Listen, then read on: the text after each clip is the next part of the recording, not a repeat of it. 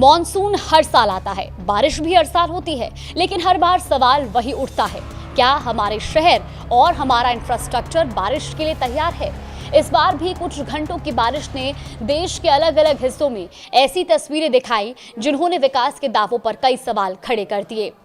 दिल्ली से सटी cyber city Gurugram में कुछ घंटों की बारिश ने पूरे शहर को ठप कर दिया। दूसरी तरफ महाराष्ट्र में करोड़ों रुपए की लागत से बना नया इंफ्रास्ट्रक्चर पहली ही बारिश में मुश्किलों में घिर गया। वहीं हिमाचल, जम्मू कश्मीर और ओडिशा में मॉनसून ने तबाही मचाई है। इस डिजिटल एक्सप्लेनर में समझेंगे कि आखिर देश के अलग अलग हिस्सों में बारिश का असर कितना गंभीर है, मौसम विभाग की चेतावनी क्या कहती है और आखिर हर साल बारिश के बाद वही तस्वीरें क्यों सामने आती है।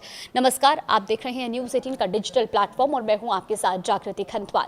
देखिए, सबसे पहले बात करते हैं गुरुग्राम की। देश की आर्थिक राजधानी मुंबई की तरह मॉनसून की पहली भारी बारिश ने राजधानी दिल्ली से सटी साइबर सिटी गुरुग्राम को पूरी तरह ठप कर दिया। कुछ घंटों की तेज बारिश में सड़कें दरिया बन गई, कारें पानी में फंस गई और दिल्ली जयपुर हाईवे यानी कि नेशनल हाईवे 48 का एक हिस्सा धंस गया। हालात इतने खराब हो गए कि सोशल मीडिया पर लोग गुरुग्राम की तुलना मुंबई से करने लगे। चर्चा यही रही कि जैसे हर साल भारी बारिश में मुंबई जलभराव और ट्रैफिक जाम से जूझती है, अब गुरुग्राम में वैसी ही तस्वीरें सामने आने लगी है। लोगों का ये कहना है कि वजहें भी लगभग एक जैसी हैं। नालियों और ड्रेनेज की खराब व्यवस्था, पुरानी नालियों का जाम होना, ड्रेनेज सिस्टम का ठीक से काम ना करना। हर साल करोड़ों रुपए खर्च होने के बावजूद सड़कें और ड्रेनेज व्यवस्थाओं में अपेक्षित सुधार दिखाई नहीं देता। बीते दिन हुई भारी बारिश के बाद गुरुग्राम के हीरो होंडा चौक, राजीव चौक और कई निचले इलाकों में पानी भर गया। गाड़ियों की रफ्तार थम गई और कई किलोमीटर लंबा जाम लग गया। वीवीआईपी रोड पर लग्जरी कारें पानी में फंस गई। ऑफिस आने जाने वाले लोगों को घंटों तक ट्रैफिक में फंसे रहना पड़ा।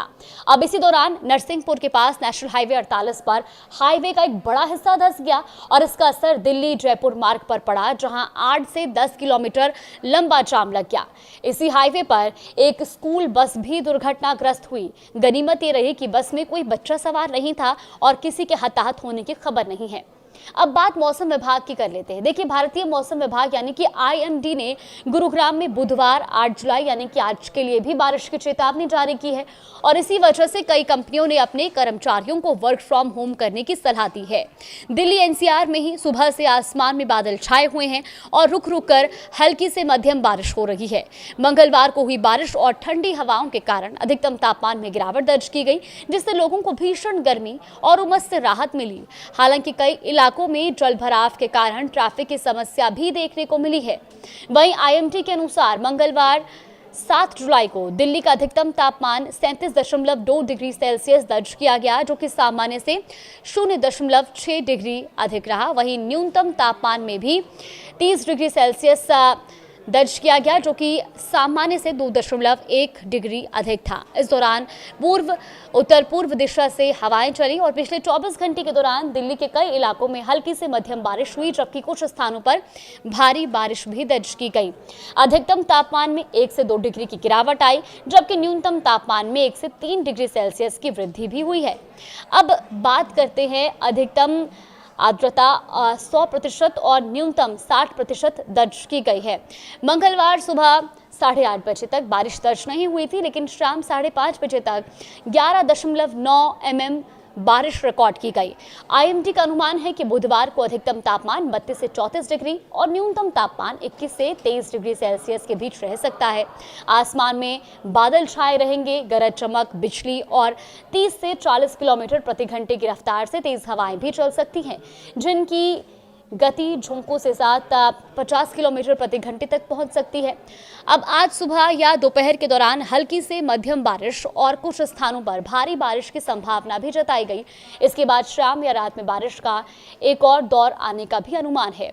मौसम विभाग का कहना है कि अगले 3 दिनों में अधिकतम तापमान में 2 से 4 डिग्री सेल्सियस तक गिरावट हो सकती है और उसके बाद फिर बढ़ोतरी देखने को मिल सकती है। वहीं न्यूनतम तापमान में भी अगले 2 दिनों तक गिरावट और उसके बाद बढ़ोतरी का अनुमान है। आईएमडी ने नागरिकों को खराब मौसम के दौरान खुले स्थानों और पेड़ों के नीचे खड़े होने से बचने की सलाह दी है। लेकिन सिर्फ गुरुग्राम ही नहीं, इस बार मॉनसून ने देश के कई हिस्सों में भारी तबाही मचाई है। महाराष्ट्र में पिछले 3 से 4 दिनों की भारी बारिश में अब तक 13 लोगों की मौत हो चुकी है। सबसे ज्यादा चर्चा मुंबई पुणे एक्सप्रेसवे पर हुए भूस्खलन की हो रही है। यही वो एक्सप्रेसवे है जहां 6,695 करोड़ रुपए की लागत से बना मिसिंग लिंक प्रोजेक्ट मई 2026 में शुरू हुआ था। इसे इंजीनियरिंग का बड़ा उदाहरण बताया गया था, लेकिन पहली ही बारिश में सुरंग के पास एक पिलर ढह गया। सोमवार 6 जुलाई की तड़के करीब 100 टन मलबा सड़क पर आ गिरा। इससे पूरा ट्रैफिक ठप हो गया और सड़क को साफ करने और यातायात बहाल करने में एजेंसियों को लगभग 18 घंटे लग गए।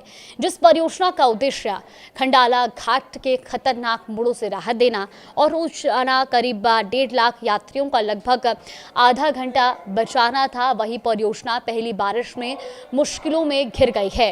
अब रुक करते हैं हिमालयी राज्यों की। देखिए, जम्मू कश्मीर की चुनाब घाटी में अचानक आई बाढ़ ने डोडा और किश्तवाड़ जिलों में भारी नुकसान पहुंचाया है।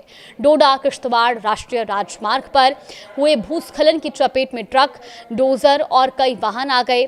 संपर्क पूरी तरह से बाधित हो गया और प्रशासन को मचैल माता यात्रा अस्थायी रूप से रोकनी पड़ी।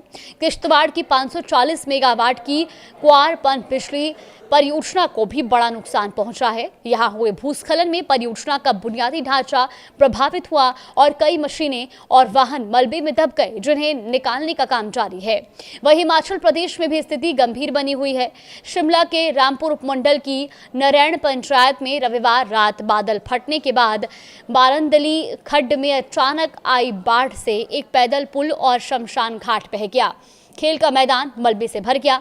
चंबा में पहाड़ से पत्थर गिरने की घटना में एक किशोरी की मौत हो गई, तो वहीं पंघोला नाला उफान पर आने से चंबा तीसा मार्ग बाधित हो गया। कुल्लू में लारजी सेंच मार्ग और पार्वती पावर स्टेशन के जलाशय का उफान भी चिंता का विषय बना हुआ है।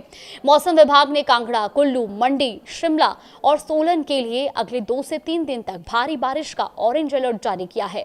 ओडिशा में भी भारी बारिश के कारण कई शहर जलमग्न हो गए हैं और पूरे राज्य में अलर्ट जारी है। अब दिलचस्प बात यह है कि जहां देश का एक बड़ा हिस्सा भारी बारिश और बाढ़ जैसी स्थिति से जूझ रहा है, तो वहीं पंजाब और हरियाणा जैसे उत्तर पश्चिमी मैदानी राज्यों में बारिश की कमी के कारण भीषण गर्मी और उमस बनी हुई है। यही तस्वीर एक बड़ा सवाल भी खड़ा करती है।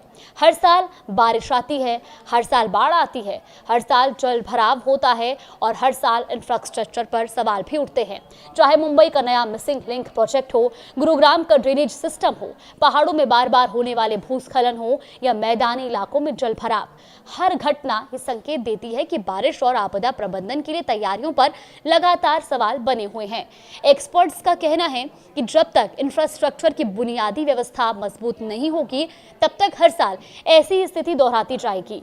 अब इसमें नालों की नियमित सफाई, ड्रेनेज सिस्टम को बेहतर बनाना, नदियों पर जरूरी ढांचागत काम और पहाड़ी क्षेत्रों में निर्माण संबंधी नियमों का पालन अहम माना जाता है। फिलहाल पूरा देश मौसम विभाग की उस चेतावनी पर नजर बनाए हुए है, जिसके मुताबिक बंगाल की खाड़ी से बना डीप डिप्रेशन उत्तर भारत की ओर बढ़ रहा है और आने वाले दिनों में कई इलाकों में भारी बारिश की संभावना भी बनी हुई है।